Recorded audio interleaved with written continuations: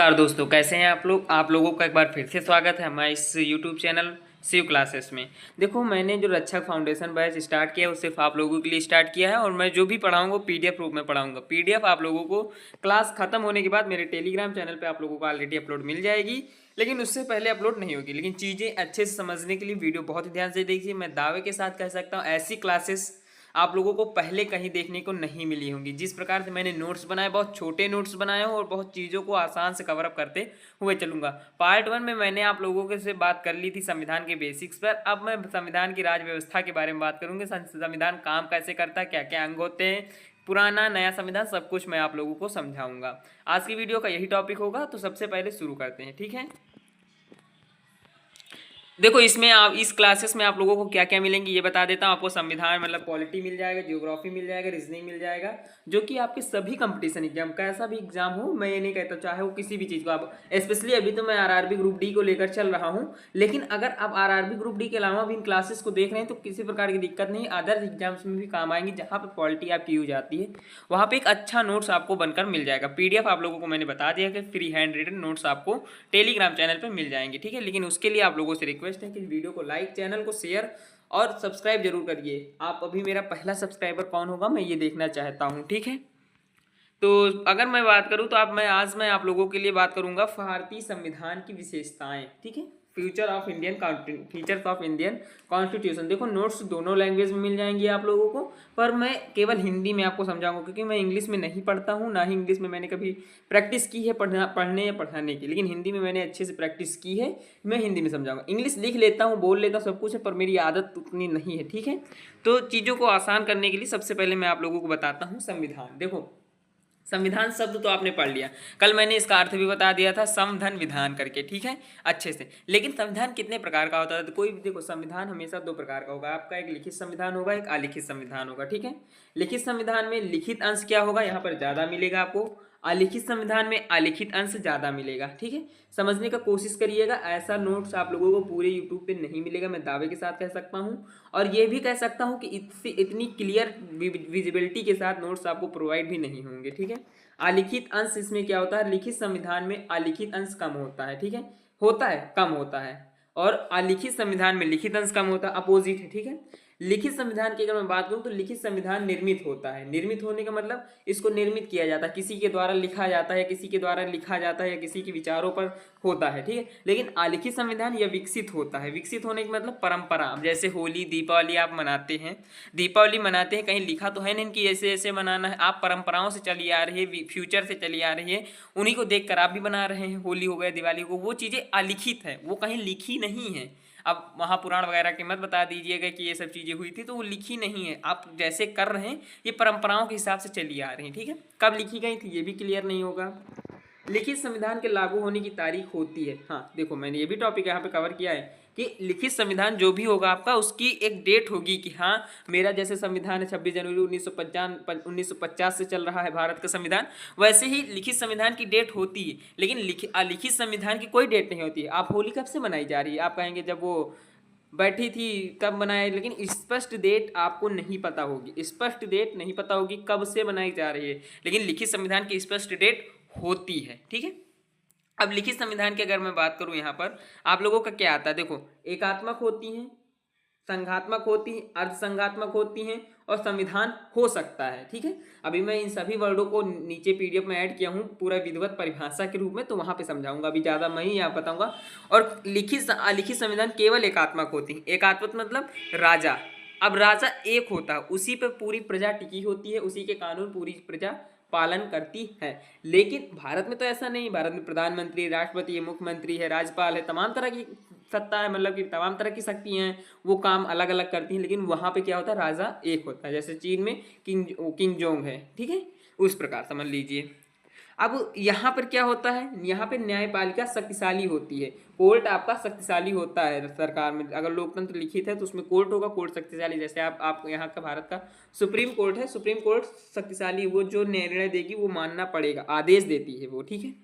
लेकिन विधायिका शक्तिशाली होती है। यहाँ पर क्या है, राजा के मंत्री वगैरह शक्तिशाली होते हैं, विधायिका जिसे कहा जाए, विधायक हो गए आपके ये सब। अब मंत्री जो है वो विधायक ही है, मुख्यमंत्री की प्रजा में क्या आएंगे, विधायक ही तो आएगा, वैसा ही, ठीक है। अब संविधान देश की राज्य व्यवस्था को तय करता है, ठीक है। राज्य व्यवस्था, एक शब्द यहाँ पर मैंने अंडरलाइन किया है, राज्य व्यवस्था। अब देखो क्या है राज्य व्यवस्था, एकात्मक राज्य व्यवस्था की प्रकृति क्या होती है, एकात्मक सरकार होती है, ठीक। एकात्मक सरकार मतलब शक्तियों का केंद्रीकरण होता है, जैसे ब्रिटेन हो गया, फ्रांस हो गया, जापान हो गया, सिर्फ एक सरकार शक्तियों का प्रयोग करती है, चाहे वो ब्रिटेन हो, ब्रिटेन में राजा होगा, फ्रांस में भी राजा होगा, जापान में भी आपका राजा ही होता है, ठीक है। लेकिन अगर मैं बात करूं यहाँ पर एकात्मक सरकार कहाँ पर लागू हो सकती है, एकात्मक सरकार कैसे कार्य करती है। देखो एकात्मक सरकार हमेशा कम क्षेत्र, कम जनसंख्या वाले क्षेत्रों में लागू होगी। भारत में ऐसा नहीं है, लेकिन ब्रिटेन हो गया, फ्रांस हो गया, जापान हो गया, वहां पर कम जनसंख्या है भाई। अब मान लो एक गांव है, अब एक गांव में तो आप एकात्मक मतलब कि एक गांव को तो एकात्मक रूप से चला सकते हैं, लेकिन एक आदमी पूरे देश को नहीं चला सकता है भारत जैसे, क्योंकि भारत में बहुत ज़्यादा जनसंख्या है। अभी 2011 के बाद तो कोई अपडेट यहाँ पे नहीं आया, लेकिन 2011 तक 1 अरब 21 करोड़ जनसंख्या थी हमारी, ठीक है। उस एक आदमी की बस में नहीं है चलाना, इसलिए यहाँ पर एकात्मक सरकारें काम नहीं कर सकती हैं। वैसे अभी चल भी रहा था, 1-2 ऑटो से रह गया है, 2 मतलब कि था, वरना पास हो जाता बिल, वो बातें अलग हैं। केंद्र और राज्य के विवाद कम होते हैं भाई, जब केंद्र हो राज्य होगा ही नहीं तो विवाद ही नहीं होंगे, कम होते हैं, मतलब कि कोई है ही नहीं कि किससे विवाद करोगे। लेकिन जब संघात्मक आता है, अभी मैं संघात्मक बात करूंगा, वहां पे विवाद होते हैं। निर्णय बहुत जल्द आते हैं, जब एक आदमी को निर्णय लेना, घर का एक सदस्य अगर निर्णय लेगा तो वो निर्णय तुरंत हो जाएगा, लेकिन घर के 5 सदस्य अगर निर्णय लेंगे तो पांचों के मत बैठेंगे, फिर 5 सोचेंगे, उसके बाद किसी निर्णय को अंजाम देंगे, ठीक है। अब कम खर्चीला होगा भाई, जब अकेला आदमी है तो अकेला आदमी कम खर्च होगा, लेकिन जब 5 लोग हैं, उसी चीज़ को 5 लोग कर रहे हैं, उसी चीज़ पे निर्णय ले रहे हैं, तो अपने अपने राय प्रस्तुत करेंगे अपनी अपनी चीज़ों के हिसाब से, तो उसमें खर्च ज़्यादा लगता है, खर्च ज़्यादा लगता है, समय ज़्यादा लगता है, ठीक है। समय ज़्यादा लगेगा तो खर्च भी ज़्यादा लगेगा, वैसी बातें हैं। अब दूसरी देखो, पहले पे मैंने क्या बताया आपको, पहले मैंने आपको बता दिया एकात्मक सरकार, ठीक है। अब दूसरी कौन सी होती है, संघात्मक संविधान। अब संघात्मक संविधान क्या है, देखो संघात्मक संविधान की अगर मैं बात करूं, जहां शक्तियों का विकेंद्रीकरण हो, ठीक है। विकेंद्रीकरण मतलब क्या होता है, डुअल डुअल गवर्नमेंट, द्वैत सरकारें हो, शक्तियों का बंटवारा हो। अब यहाँ पे केंद्र हो गए, राज्य हो गए, ये संघात्मक। अपने भारत का राज्य कैसा है, अर्ध संघात्मक है, अभी वो भी मैं बताऊंगा। बड़े क्षेत्र ज्यादा जनसंख्या में ये लागू होते हैं, बड़े क्षेत्रों में और ज्यादा जनसंख्या में। केंद्र और राज्य स्तर पर विवाद होता है, जैसे यहाँ पर राज्यसभा हो गई केंद्र में, राज्यसभा लोकसभा हो गई, इस तरह की, ठीक है। निर्णयों में देरी होती, आप तो जानते ही यहाँ पे कितनी देर में निर्णय आती हैं। पता लगा कि केस 2012 का है, सजा मृत्यु की 2020 में सुनाई जा रही, ठीक है। अधिक खर्चीली खर्चीली होती है, क्योंकि यहाँ पे जो पार्लियामेंट होता है, जहाँ पे लोग एकत्रित होते हैं, लोकसभा हो या राज्यसभा होता, उनके स्पीकिंग, उनके खर्चे, उनके खाने पीने में जो खर्च लगता है, वो सारा कुछ बहुत ज़्यादा हो जाता है, तो इसलिए खर्चीला भी होता है। क्षेत्रीय महत्वाकांक्षाएं, इसमें थोड़ा ये होता है कि अपने अपने क्षेत्र की महत्वाकांक्षाएं, अपने अपने क्षेत्र के बारे में वहाँ पे पद मतलब रखा जा सकता है, ये चीज़ें वहाँ पे आसान होती है, ठीक है। अब अगर मैं बात करूँ भारत का संविधान कैसा, तो भारत का संविधान अर्ध संघात्मक है। ये किसने कहा था, केसी वीर जी ने कहा था, ठीक है। अगर भारत, ये चीज़ें हैं, ये चीज़ें आप नोट कर लीजिए, या फिर मैं पीडीएफ तो दे ही दूंगा आप लोगों को। जो भारत में संविधान एक अर्ध सहकारी संघवाद है, ये किसने कहा था, ये कहा था ग्रैनविल ऑस्टिन जी ने, ठीक है।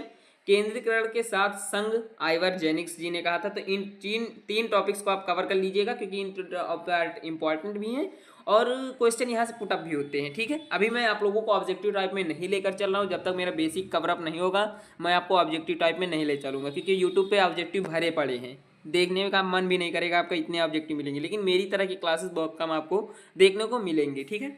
अब आता है आपका परिसंघ, ठीक है।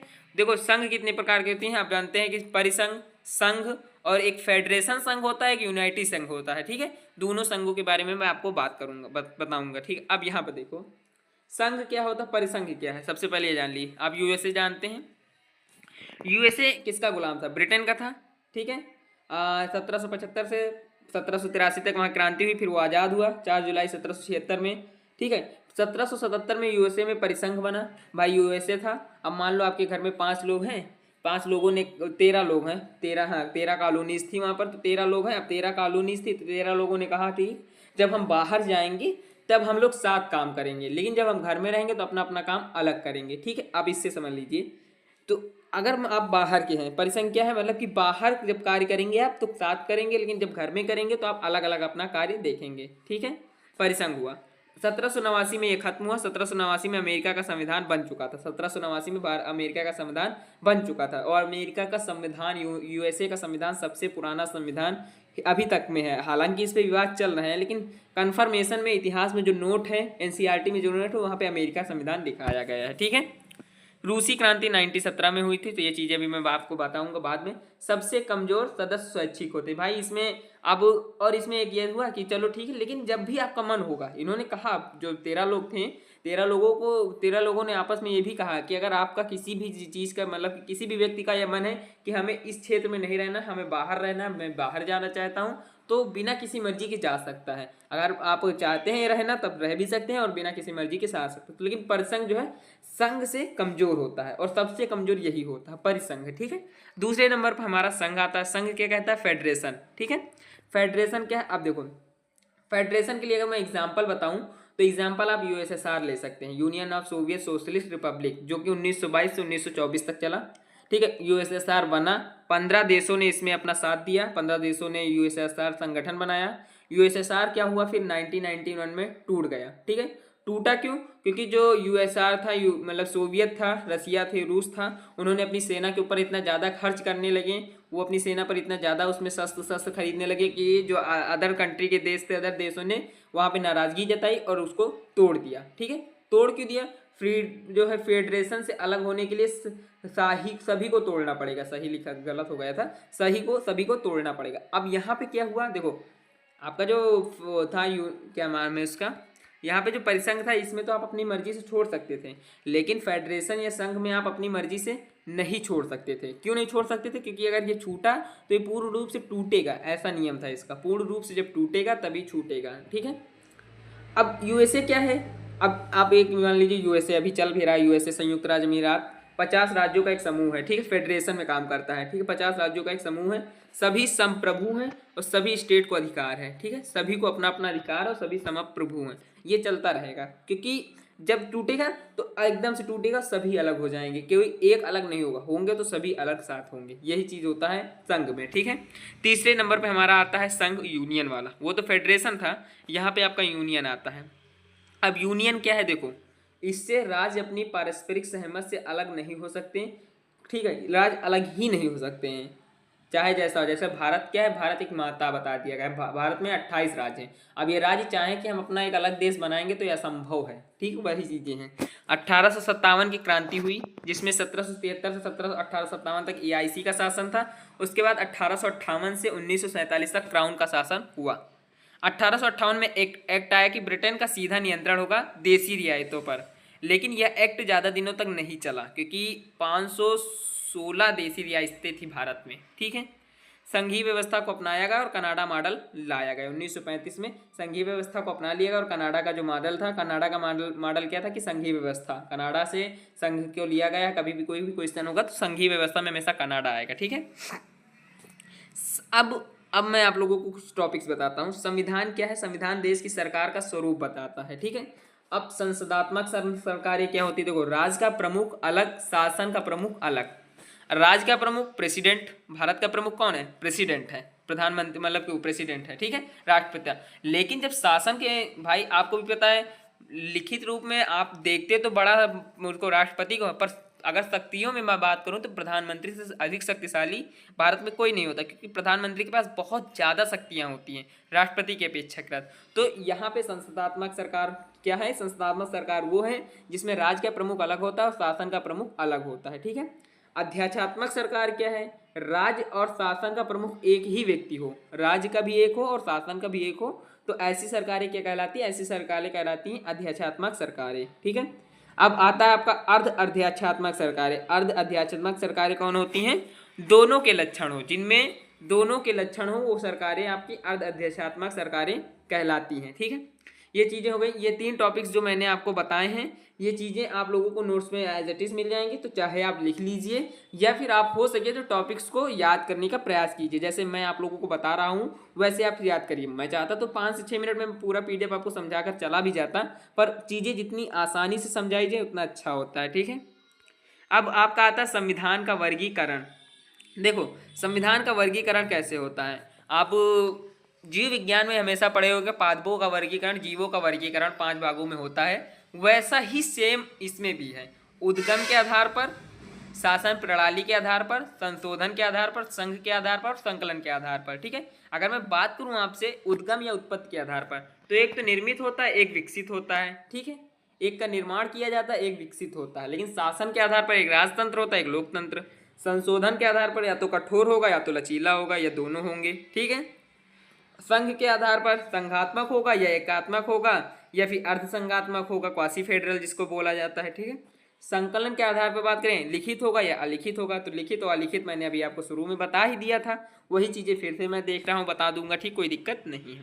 अब बात करते हैं लिखित संविधान कहाँ कहाँ का है। ठीक है, देखो लिखित संविधान यूएसए का सबसे पुराना लिखित संविधान है।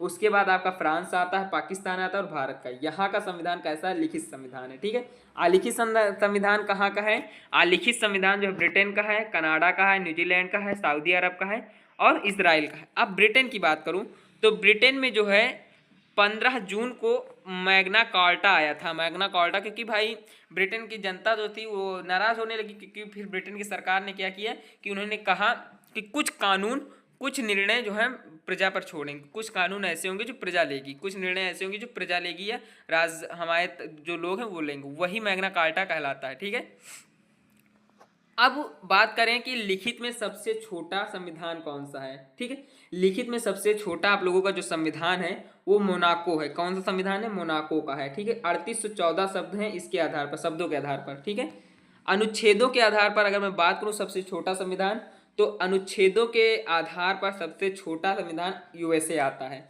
जिसमें 7 आर्टिकल हैं, 7762 शब्द हैं और सबसे पुराना लिखित संविधान भी यही है। यहाँ पे भी मैंने बताया, यहाँ भी बताया। ठीक है, अब ये हो गया। अच्छा, भारतीय संविधान के जनक किसे कहा जाता है? देखो, भारतीय संविधान के जनक डॉक्टर भीमराव अम्बेडकर जी को कहा जाता है। ये कोई वो नहीं, 100% वही है। ठीक है, लेकिन लिखा किसने? लिखा प्रेम बिहारी नारायण राय यादव जी ने, इंग्लिश में लिखा था। ठीक है, इंग्लिश में लिखा था। लेकिन जब इनसे कहा गया, जो संविधान सभा थी उन्होंने कहा कि आप लिखने का कोई चार्ज लेंगे, तो इन्होंने मना कर दिया, कहा कि नहीं, मैं कोई भी चार्ज नहीं लूँगा, लेकिन एक शर्त है, मैं हर पेज में अपना नाम लिखूँगा प्रेम। ठीक, कभी भी आप जो रियल संविधान है उसको जब आप पेज को देखेंगे तो इस साइड में यहाँ पर आपको प्रेम शब्द लिखा मिलेगा। ठीक है, प्रेम शब्द मिलेगा। लेकिन अंतिम पेज में उन्होंने क्या किया? अंतिम पेज में राम प्रसाद सक्सेना जी का नाम लिखा। राम प्रसाद सक्सेना कौन थे? इनके गुरु थे। ये अपने गुरु को नहीं भूले और गुरु का भी नाम लास्ट में लिखा, और लास्ट पेज में, अंतिम पेज में लिखा भी है उनका नाम। आप जब भी कभी भी PDF वगैरह देखिएगा गूगल करके तो आपको वहाँ पे मिल जाएगा। ठीक है, हिंदी में किसने लिखा? हिंदी में बसंत कृष्ण वैद्य जी ने लिखा है। ठीक है, बसंत कृष्ण वैद्य जी ने हिंदी में इसको लिखा है।